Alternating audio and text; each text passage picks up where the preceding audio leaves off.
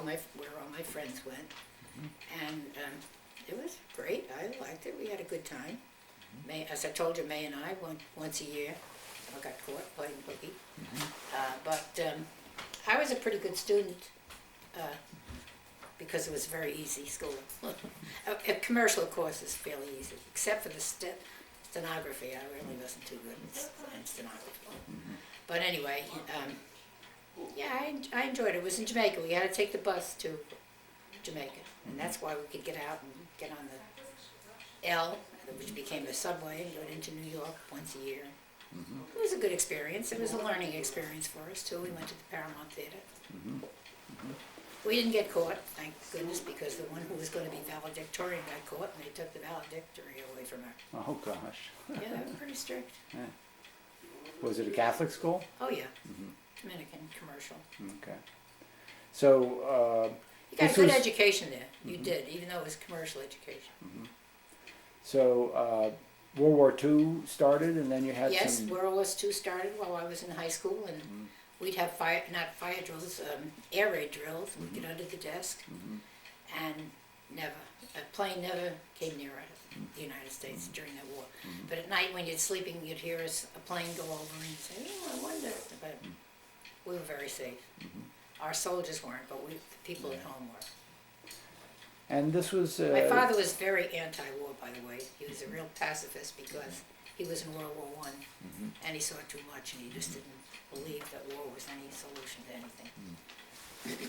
He was in the supply area? Yeah, he was at headquarters with supply, but he saw the troops being brought in that were injured. So. And this period of time, when you were in high school, it was also during the Great Depression, right? So what were some of your... Before high school. In before high school. So what were some of your experiences of the Great Depression? What was it like to be in the Great Depression? It didn't affect me too much because my father did not lose his job, but he did get less money, of course. And his brother, who lived in our town, was on what you call relief. They did get some relief. I don't know how that worked. Anyway, we were okay. We didn't have any extra money. What was your father's job?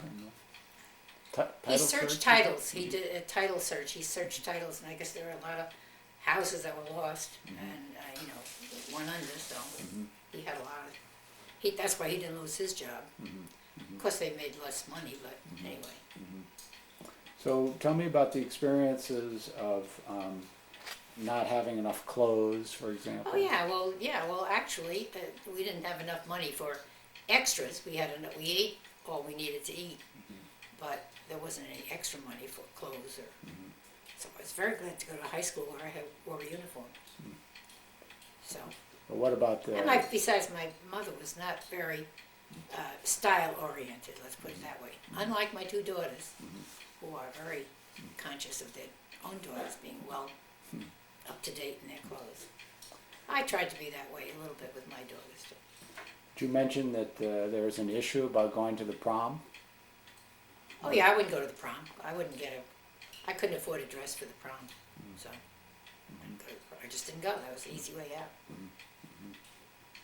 It's one of the things that the Great Depression made people give up back in those days. Yeah, that's one of the things. That wasn't so terrible. And you mentioned about not getting a whole apple even sometimes. I'm sorry.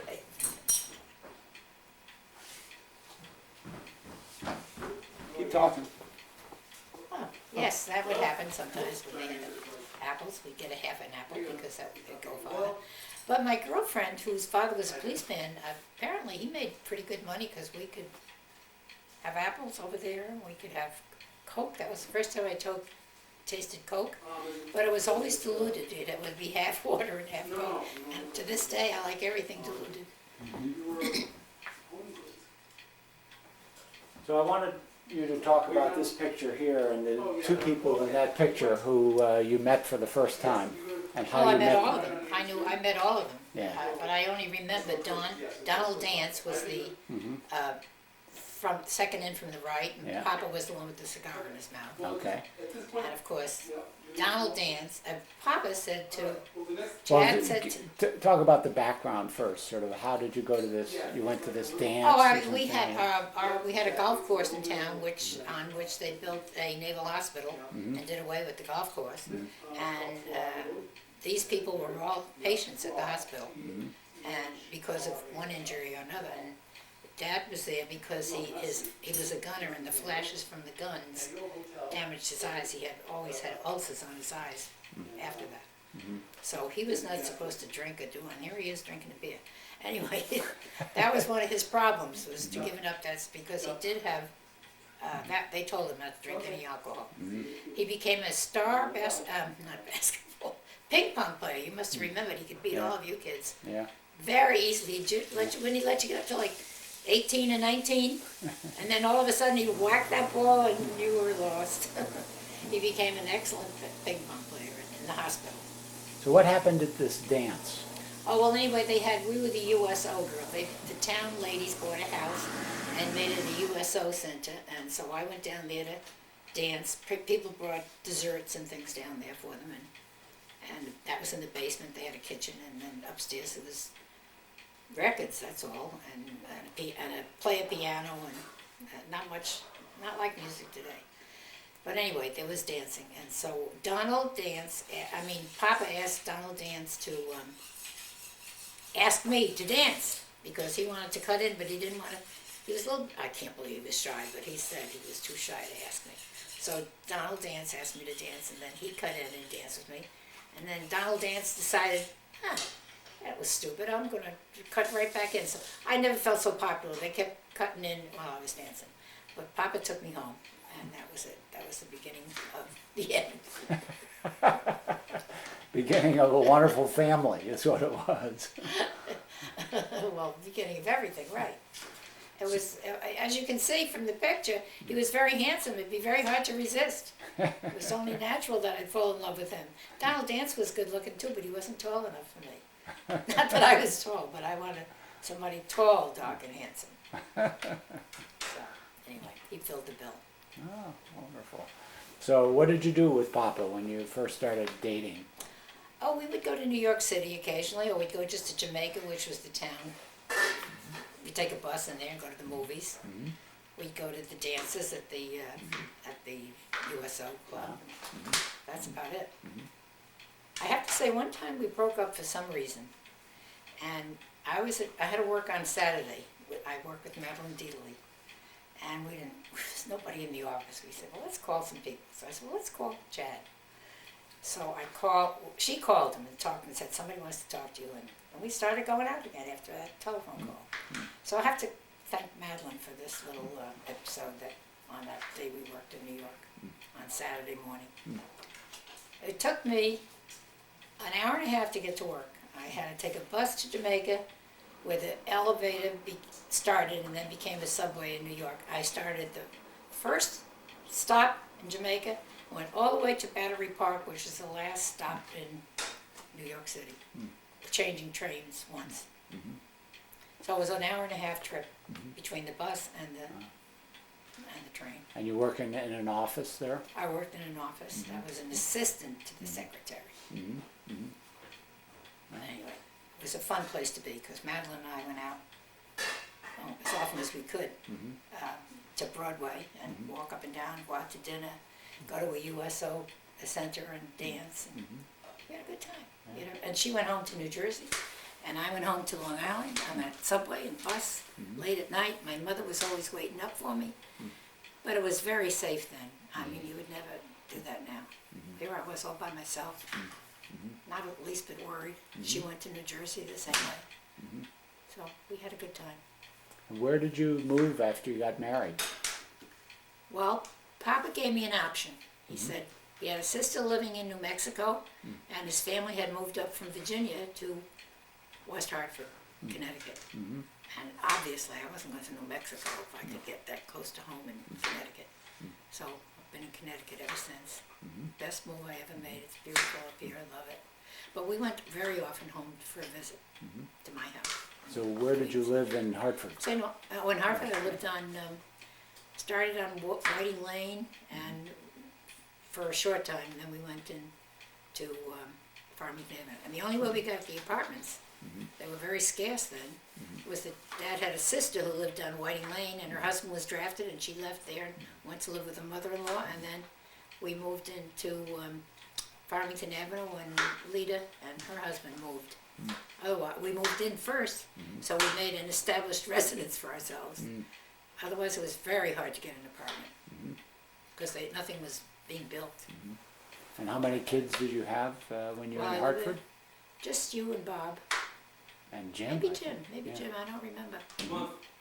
Were you born in there, Jim? 1 month. Oh, 1 month. Yeah, I knew it wasn't very long. And then we moved to Few months. 3 months now? A few months. I don't know. A few months, okay.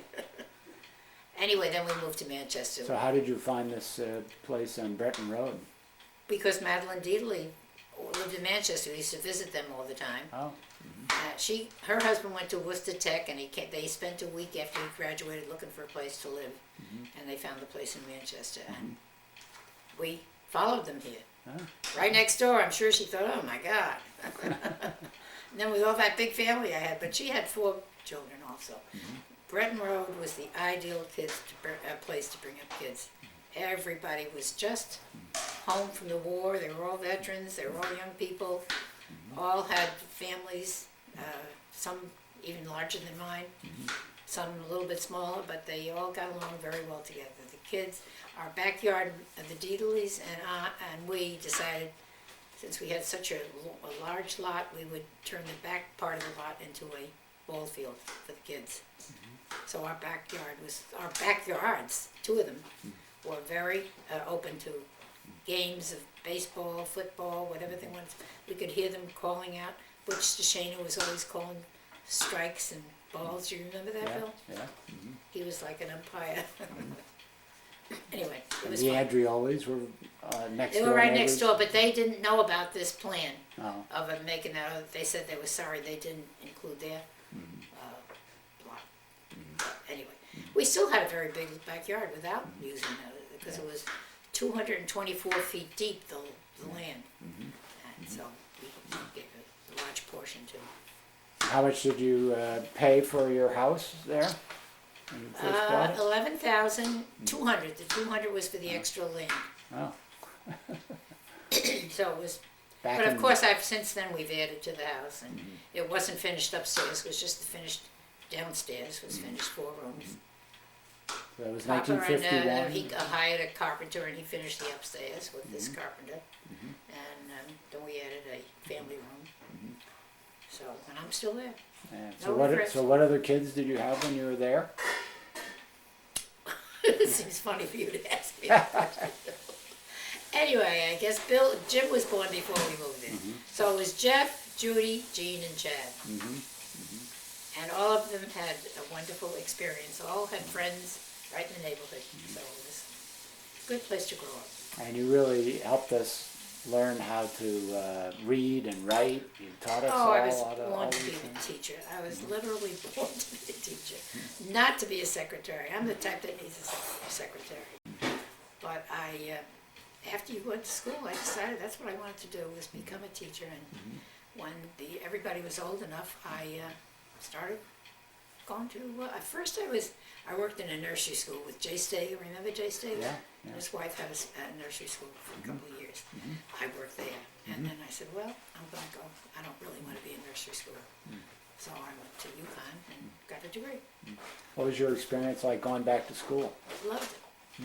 Loved it. I didn't even mind doing the papers. I got sick of them after a while, but I loved majoring in English because I could read all those wonderful books and not feel guilty about sitting in a chair reading a book. So. And what about the experience of trying to pass the college boards on? Oh, that was a wreck over that, because I wasn't afraid of the verbal or the English part of it, whatever they call it. But the math, I never had studied math at all, except in when I went to college, I took finite math or some other course, just the minimum courses that you had to take in order to get a college degree. You had to have some. And I did take review algebra before I went to college, and the teacher said, you might as well drop out of this class. There's no way you're going to pass review algebra. Well, I did pass it, but I really didn't learn it. And luckily I did all right. I got over. I didn't make 500 in the on the tests. You know, the college boards. Is that what they call them? SATs. SATs. I got about 490 or something like that in math. But you made enough. But I stayed up all night. It's wonder I could even take the test. And the English, of course, was easy for me. But meanwhile, you were taking care of 6 kids were still at home at that point. I think I had gone to college at Yes, that point. maybe Bob was in college too by then, I don't know. Yeah, but you still had at least 5 kids Oh, at I home. did. I stayed up at night to do my homework, and I went to college. Went to college at night too at the Manchester Community College. Yeah, you need to. Do you know what the last? Okay, Mom. Yes, we were talking about the process of you going back to school while you had 5 kids at home, and the process And of 2 in college. and 2 in college, and the process of taking the